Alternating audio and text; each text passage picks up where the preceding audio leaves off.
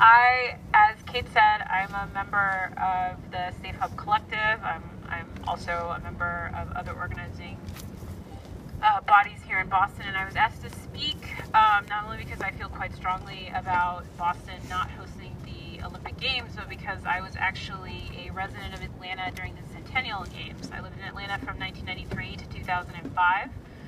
And as a tween and a teenager and an adult, I experienced not only the myth making that led up to transforming and remaking Atlanta following the announcements that it would host the games in '96, but also the complete and utter failure of that hatched plot, and the repercussions that continue to fester in Atlanta since the games ended in '96.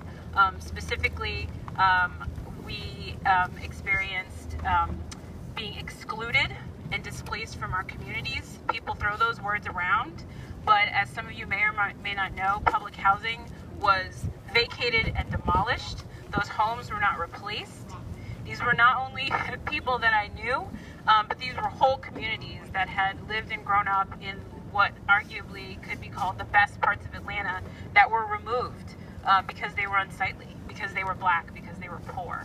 I have too many incidences between really 1993 and 2005 to explain the times when, for example, police rounded up indigent men who would be camped out in places in the city that it would not be appropriate for international visitors to see. They were placed on buses and they were sent to South Georgia.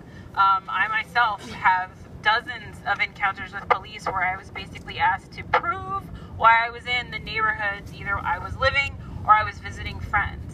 As the Olympics drew near, all of the effort to make Atlanta racially neutral, safe, and palatable to an international community that didn't want to know anything about poverty, about violence, about the horrific sex trafficking that happened then and continues to happen in Atlanta, was a full-fledged attack on the people who lived there.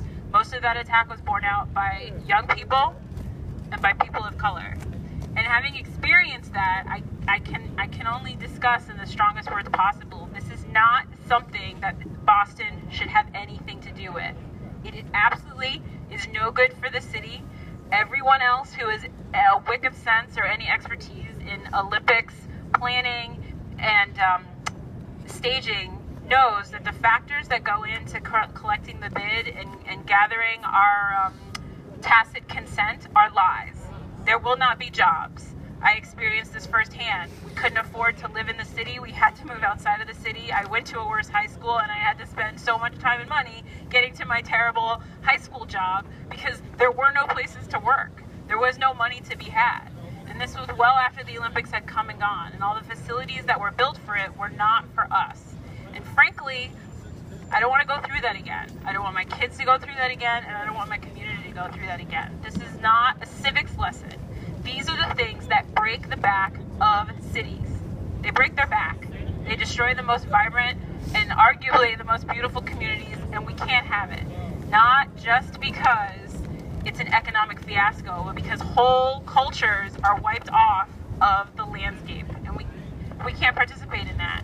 And I would sort of urge you all to do everything that we can, not just letter writing, not just marching, lots of other things, to make sure that this does not happen. Woo!